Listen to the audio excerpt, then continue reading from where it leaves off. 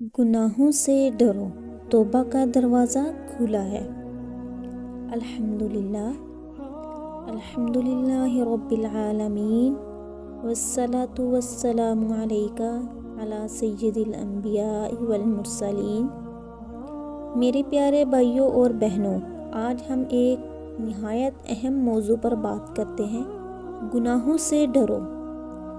گناہ چاہے چھوٹا ہو یا بڑا، انسان کے دل کو سیاہ کرتا ہے، دل کی روشنی کو بجھا دیتا ہے اور انسان کو اللہ سے دور کر دیتا ہے۔ لیکن اللہ کی رحمت دیکھیے کہ بندہ جتنی بار بھی پلٹ آئے وہ اسے قبول کر لیتا ہے۔ رسول کریم صلی اللہ علیہ وسلم فرماتے ہیں، برے ابن آدم خطا کار ہیں اور بہترین خطا کار وہ ہے جو توبہ کر لیتے ہیں۔ میرے عزیزو، مسئلہ گناہ کا ہونا نہیں، مسئلہ یہ ہے کہ انسان گناہ کرنے کے بعد بھی شرمندہ نہ ہو، توبہ نہ کرے۔ دل جب سخت ہو جاتا ہے تو گناہ بھی معمول لگنے لگتا ہے، اور یہی سب سے خطرناک مقام ہے۔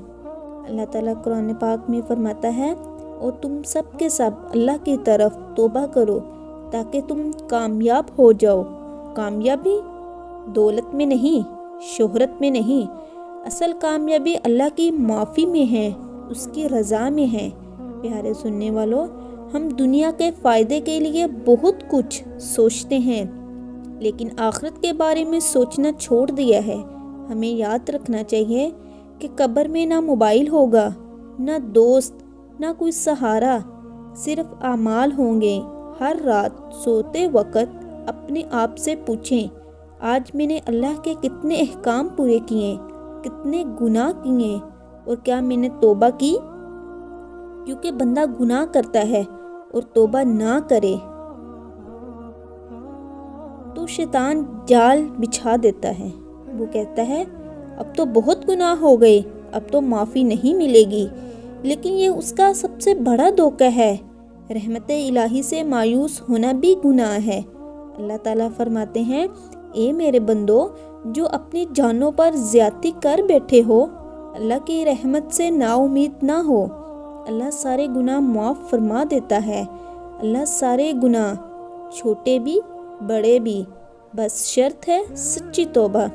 توبہ کیسے؟